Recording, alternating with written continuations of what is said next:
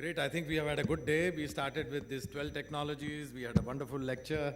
Then we had the humorous Harry Euclid doing his usual expression. And that also turned out to be extremely interesting as to the value of technology and how a nation that has actually leveraged technology for development, and Israel being so different from its neighbors, starting with this exercise, I think that the benefit and the dividend of this is so obvious to all of us now.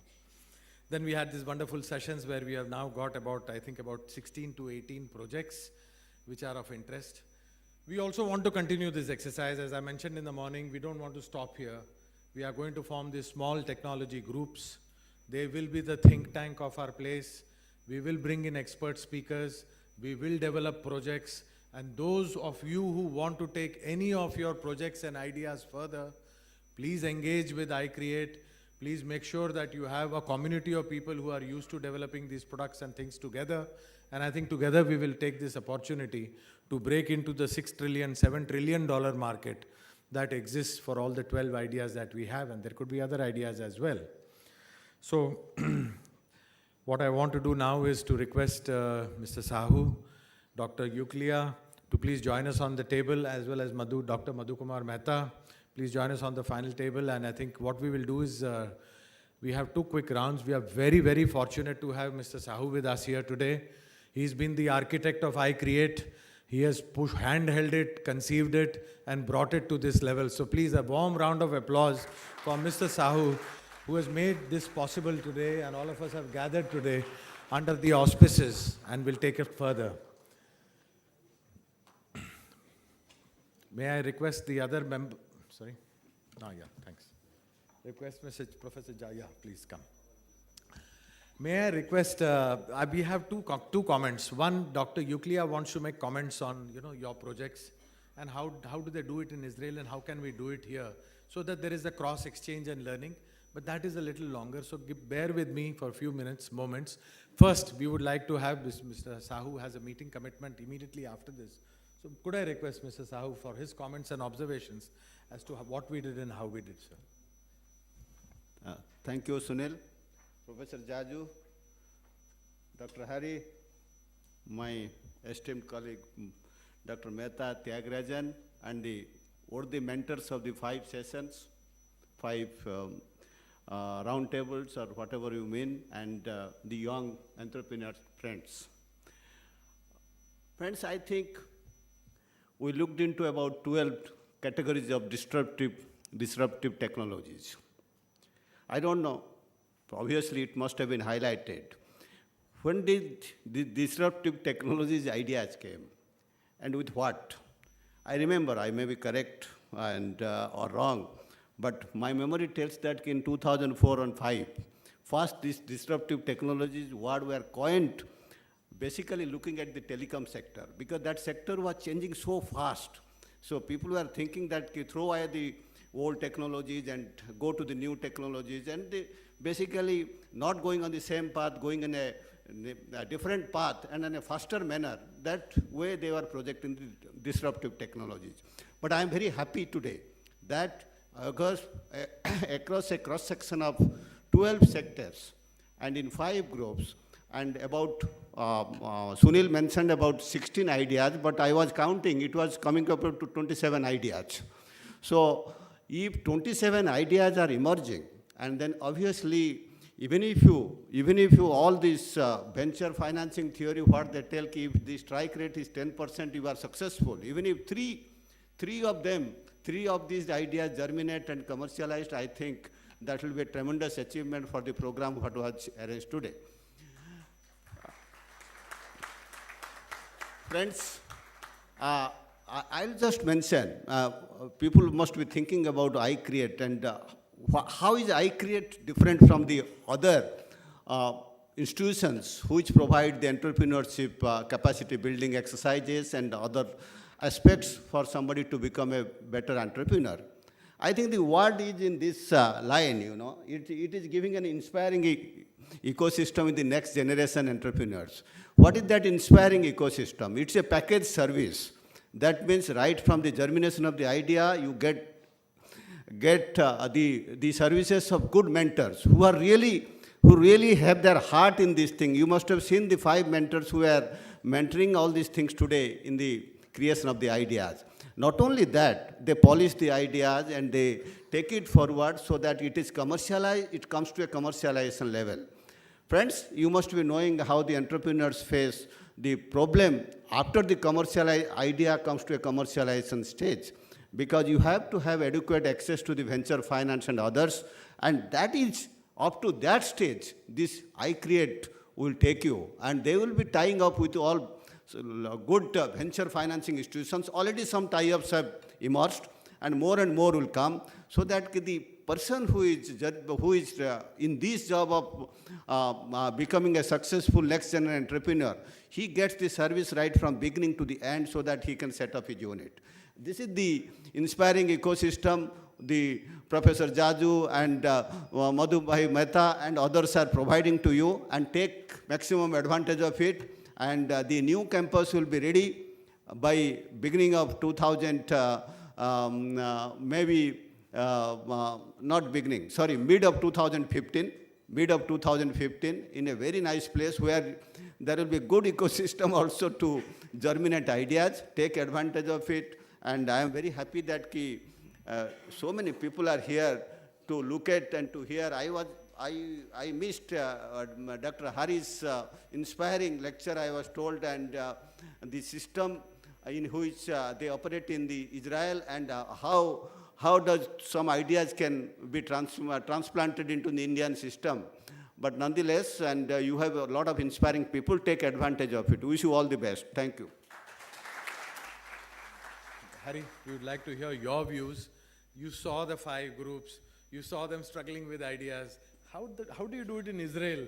And what are your observations for this place?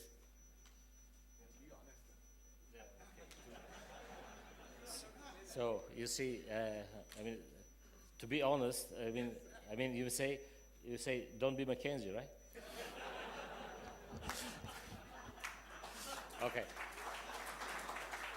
No, I must, look, actually make, these jokes are fine, okay, it's good for the spirit, but they are not so bad. It's just a joke, yeah, so I must make justice with them as well. Actually, I have an answer to the difference between Israel and India, the way we do this, because I had an excellent illustration on room 7. There were 2 groups, 2 relatively large groups, very close to each other, conducting in parallel debates about these ideas without disrupting each other. Now, if it was Israel, even if it was 1 person in the room, it was a debate between 3 opinions. So this is indeed something which surprised me. It couldn't happen in Israel. But it also says about this duality of challenging all the time the ideas. In India, what happens, it's very lucrative. It is reaching consensus. All the groups try to reach consensus. And that works well, but really disruptive technologies or disruptive models are achieved by challenging. By challenging your mentors, by challenging your professors, by challenging your supporters. You are financed by someone and you still think, why is this guy doing this? Could be done differently. So in the ideal world, I would combine these 2. There is a time for challenging and there is a time for consensus. This is why we don't succeed in Israel to grow large companies. We don't have large companies. We are so bored by managing them, so we start other ones, right?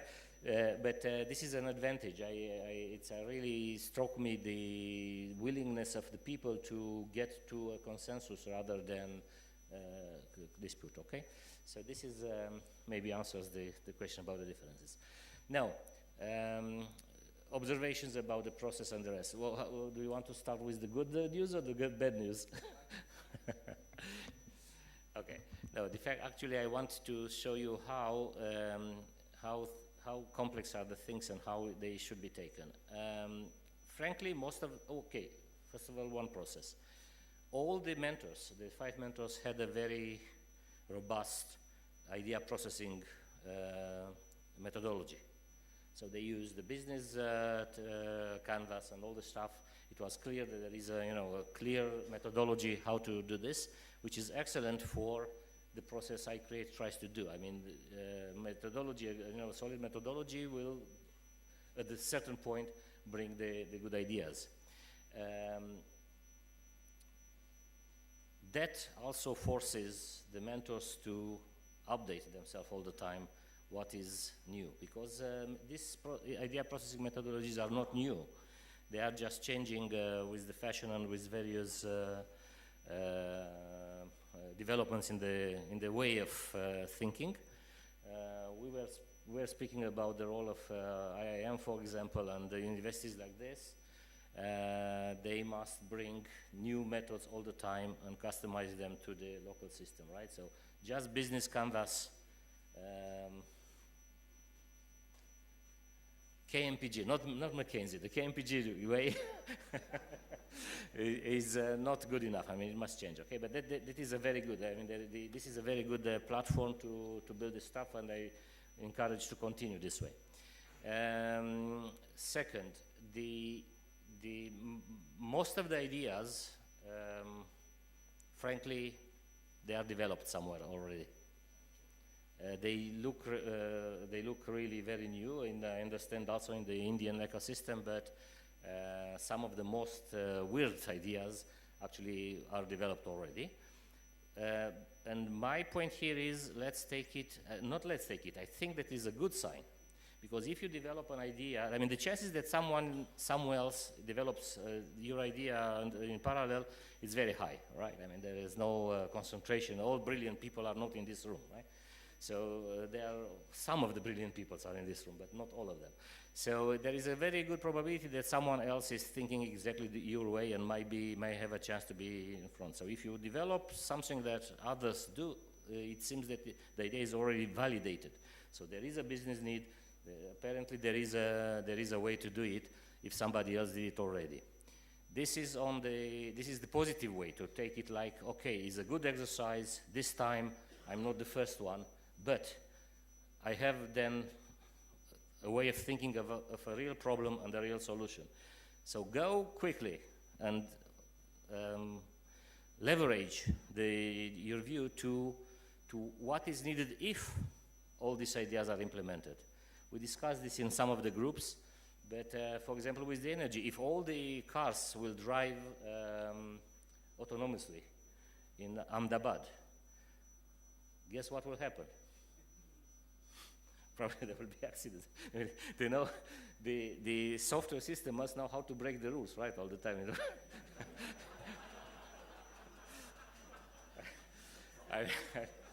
I mean,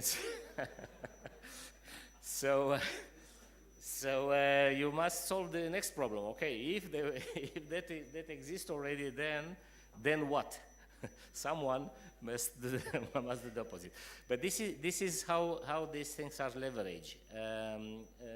Frankly, within the methodology, a very quick Google on these keywords would probably bring that there are already some products, and you would find that either they are not cost effective or this or that.